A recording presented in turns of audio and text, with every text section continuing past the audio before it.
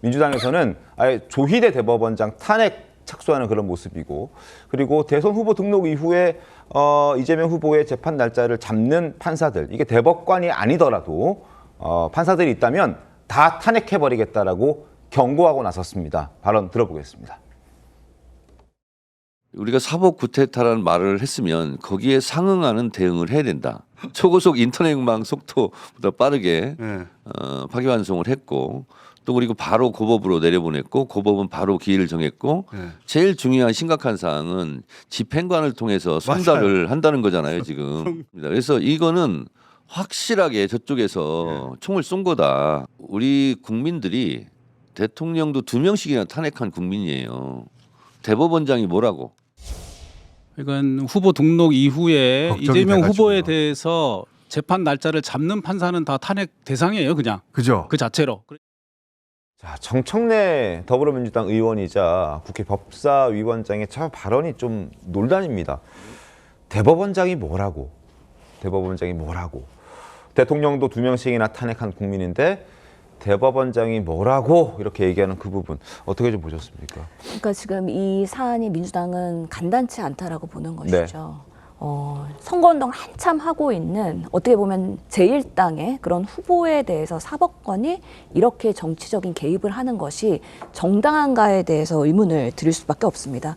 헌법 116조에서도요. 선거운동의 공평한 기회를 보장하는 조문들이 나와 있거든요. 네. 그런 면에서는 그동안 이재명 후보는 수많은 사법 리스크를 안고선 여기까지 왔습니다. 그렇기 때문에 대통령 선거를 앞두고 결국에는 대의민주주의인 대한민국 국가에서는 국민이 대통령을 선출해야 되는데 네. 그 후보의 자격을 박탈하려는 무리한 사법의 개입 그리고 졸속 논란 이런 부분에 있어서 국민들이 상당한 불안을 갖고 있다.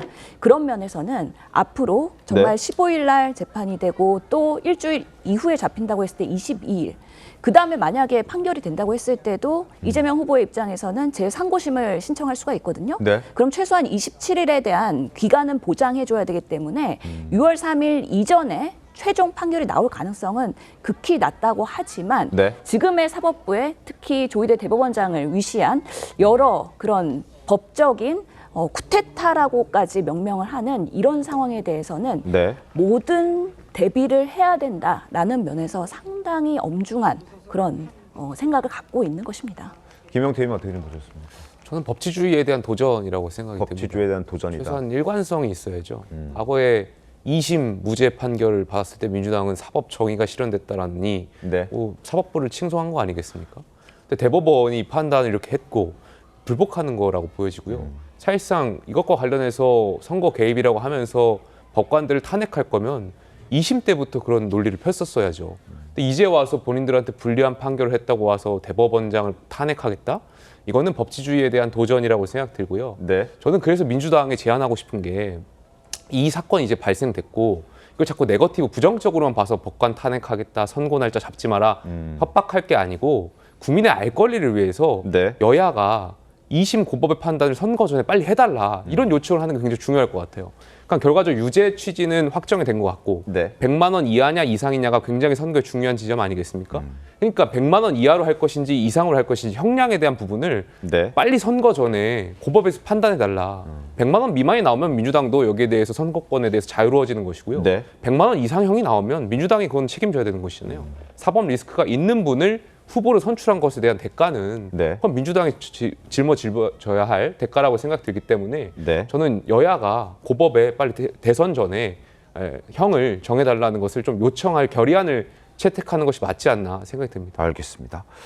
자, 조희대 대법원장에 대한 또 탄핵 의견, 이게 이제 뭐 보류된 줄 알았더니 보류된 게 아니더군요. 화면 보겠습니다.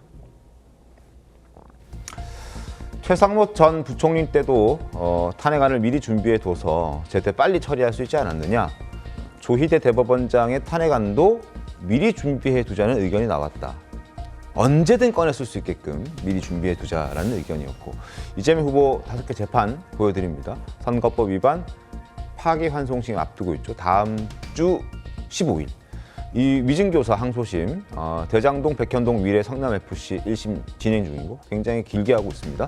쌍방울 대북송금 1심, 법인카드 유용 1심 이렇게 5개 재판을 받고 있는 그런 상황입니다.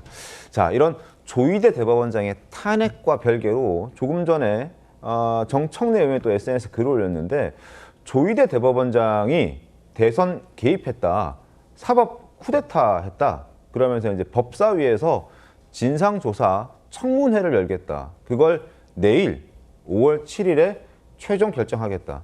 그러니까 성춘 부회장님, 예.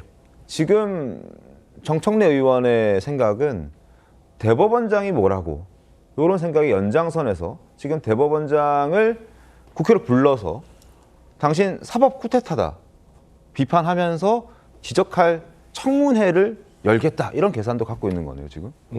일단 조희대 대법원장에 대해서 저희가 비판을 하는 부분은 네. 이재명 대표의 이 대법원 판결이 이례적으로 빠르게 진행된 것, 대법원은 신속하게 처리했다고 하지만 저희가 봤을 땐 졸속 판결이다라는 말을 드리고 있는 거고, 그리고 지금 고등법원의 속도도 지금 이례적으로 빨리 가고 있는 상황 속에서 이 정도로 대법원이 법과 원칙을 어겨가면서 뭔가 이렇게 속도를 내면은 저희가 어디까지 생각하냐면 파기환송심 결과가 저희가 연장 요청을 했는데도 그렇게 나와버립니다. 네. 나와버린 다음에 사실 모든 법조인들이 얘기하는 게 사실상 재상고도 해야 되잖아요. 그러니까 대법원에 또 한 번 판결을 받아야 되잖아요.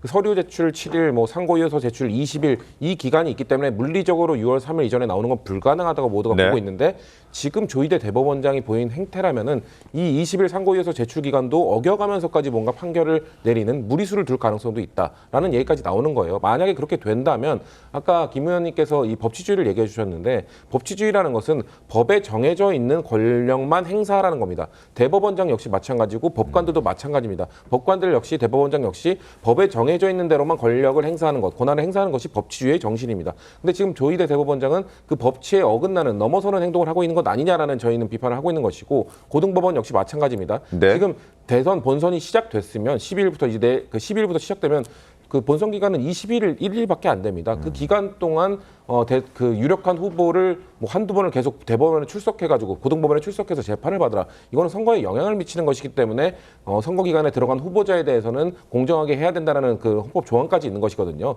그 조항을 어겨가면서까지 뭔가 재판을 진행하라고 한다. 이 모든 것들이 법치주의에 어긋나는 것이기 때문에 네. 그거에 대해서 따져묻겠다는, 그런 따져묻기 위한 법사위를 열겠다는, 저는 그렇게 보고 있습니다. 알겠습니다. 진짜 열어서 부를지 한번 지켜보도록 하죠.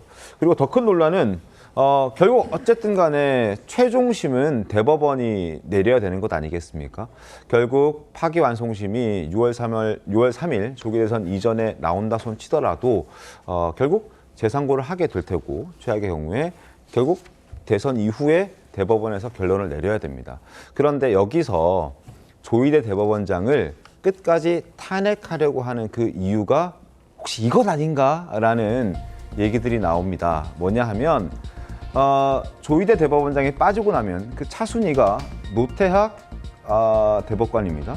근데 이제 중앙선거관리위원장을 맡고 있기 때문에 이제 대행을 할 수가 없는 거죠. 지난번에도 회피 신청해서 빠졌습니다.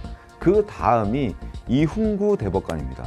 그러니까 이훈구 대법관은 더불어민주당 출신 대통령이었던 문재인 대통령이 임명한 사람이기도 하고, 그리고 지난번 10대 2의 결과에서 소수 의견을 냈던 2명 중에 한 사람이 바로 이훈구 대법관이기 때문에 추후에 나중에 대통령 선거 이후에 대법원에서 판결을 내릴 때를 대비해서 지금 조희대 대법원장을 탄핵시키려는 것 아니야라는 그런 의견들도 나오고 있습니다. 김용남 의원, 여기서는 이 부분에 대해서는 어떤 의견을 좀 갖고 계십니까? 만약에 조희대 대법원장이 탄핵 소추가 이루어지면 직무 정지가 되는 거고, 원래 그 대법원장의 대행은 선임 대법관에게 우선권이 있거든요. 네. 근데 중앙선거관리위원장을 맡고 있는 대법관이기 때문에 뭐 저런 순서로 내려가는 것이죠. 네. 먼저 대법관으로 임명된 순서로 따지면 저 순서가 맞습니다. 근데 지금 가장 중요한 것은 민주당 쪽에서는 대법원의 파기환송에 대해서 사법 쿠데타라고 정의를 했는데 이게 적절해 보이지 않거나 아니면 이례적으로 너무 빨리 한 거는 틀림없이 맞는데 네. 불법은 아닙니다. 그러니까 우리 형사소송법 어디에도 대법원은 뭐 최소 2-3달 심리를 해야 된다든지 아니면 전원합의체의 심리를 한 달 간격으로 해야 된다. 이런 게 법에 정해진 거는 없어요. 그러니까 3일에 걸쳐서 2번 심리를 했다고 해서 그게 불법은 아니고 네. 재판부가 전원합의체로 결정된 다음에 9일 만에 선고가 이루어졌다고 해서 또 불법이 되는 건 아닙니다. 네. 근데 우리나라 탄핵소추는 헌법과 법률에 중대한 위반 사항이 있을 때 탄핵소추를 할 수 있도록 규정돼 있기 때문에 부적절과 불법을 좀 헷갈리면 안 될 것 같아요. 그래서 지금 본격적인 대선 운동이 시작되면 국민의힘 쪽, 뭐 그게 김문수 후보가 됐던 한덕수 후보가 됐던 대선 선거 운동을 펼치면서 가장 상대 후보인 이재명 후보를 공격할 지점은 그거 같아요. 네. 지금 더불어민주당이 국회 내에서도 절대 다수 의석을 갖고 있는데 대통령까지 가져가게 되면 힘이 너무 커지지 않냐. 무소불위의 권력을 시도할 가능성이 있으니까 견제하도록 표를 국힘 네. 쪽에 달라고 선거 캠페인을 펼칠 것 같은데 대법원장이나 대법관까지 탄핵을 해서 사실상 대법원을 무력화시키는 상황이 나오면 이건 상권 분립이 아니고 사실은 하나밖에 권력이 안 남는 상태를 만들 수 있는 거잖아요. 네네. 그래서 오히려 선거 전략 차원에서는 지금 더불어민주당의 정청래 의원이나 뭐 대법원장, 대법관의 탄핵을 주장하는 의원들이 선거 전략을 거꾸로 쓰고 있는 것 같은데요. 알겠습니다.